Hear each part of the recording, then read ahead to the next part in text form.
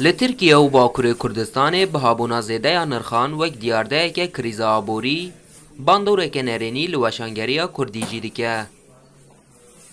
Bi taybet di vê sala dawî de bihabûna nirxê kaxezê ku maddeya serekeya çapê ye, weşangerên Kurd xistine tengasiyê.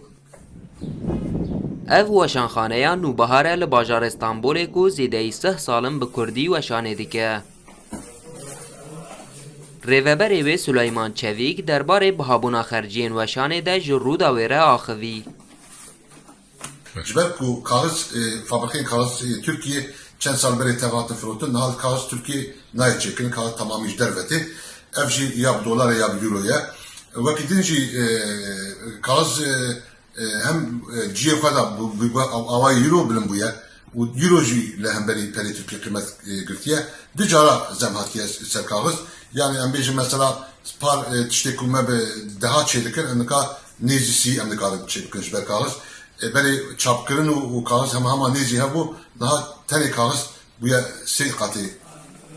Zêdebûna xerciyên weşangeriyê bandorê li bazara pirtûkan jî dike. Weşangerên Kurd ku ji ber bêbazariyê ev çend salin bi zehmet xwe li ser biyan digirin, neçar dimînin ku nirxên xwe li gor bihabûnan zêde bikin. Ku ev jî kirîna pirtûkan zehmettir dike.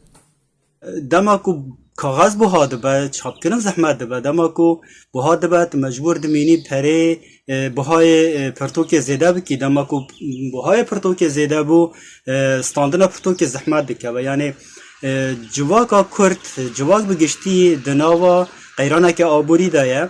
Îdî bêje standina pirtûkê wekî tiştekî lüks lê hatiye. İnsan ketine derdê debara xwe ya rojane, di nava debara rojane da îdî guhê mirova nakeve li ser standina pirtûkê, dikeve ser çawa debara xwe bike. Tirkiye ji sedî notê kaxezê xwe ji derveyî welat hawirde dike.